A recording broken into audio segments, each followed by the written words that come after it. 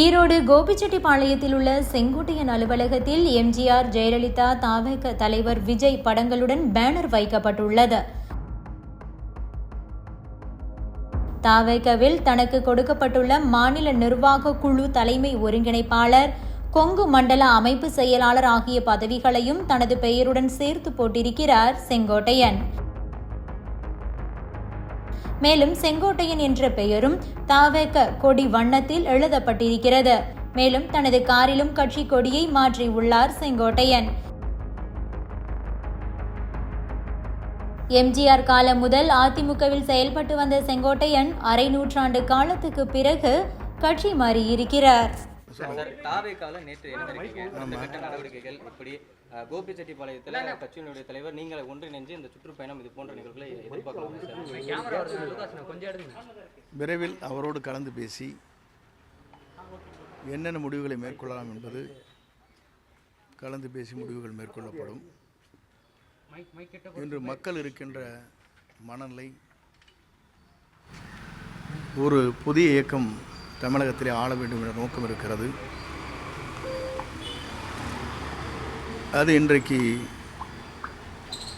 மக்களால் நேசிக்கப்படுகிற, எல்லோரும்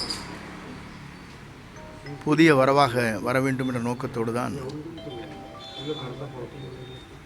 தமிழக வெற்றிக் கழகம் தலைவர் இன்றைக்கு சுற்றுப்பயணத்தை மேற்கொண்டு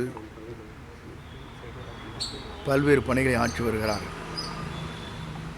அவருடைய பணிகளை பொறுத்தவரையிலும் 2026 என்பது மக்கள் சக்தியால் ஆட்சி விடத்திலே அமர்கிற காலம் உருவாகும். கலந்து பேசி முடிவு சொல்கிறேன்னு சொல்லி அவங்க கணக்காக நம்ம ஒன்று நேற்று ஜாயின் பண்ணுங்க. நேற்று அம்மா சமாதியெல்லாம் வந்துட்டு போயிட்டேங்க. நான் முடிஞ்சதுக்கு பிறகு இன்று ஊருக்கு போகிறேன். நிறைய மேரேஜஸ் இருக்குது, ஒரு 40-50 மேரேஜ் இருக்குது ரொம்ப க்ளோஸ் சர்க்கிளில். அட்டன் பண்ணிவிட்டு வருவேன்.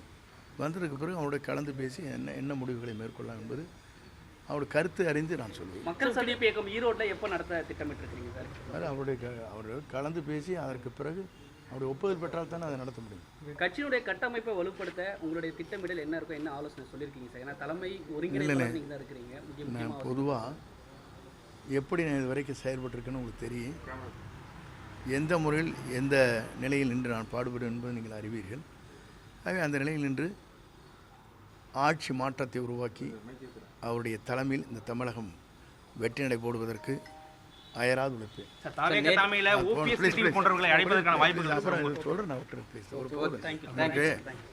உங்களுக்கு கேட்பாங்க, உங்களுக்காக ஹெல்ப் பண்ணிட்டு போயிட்டேன்.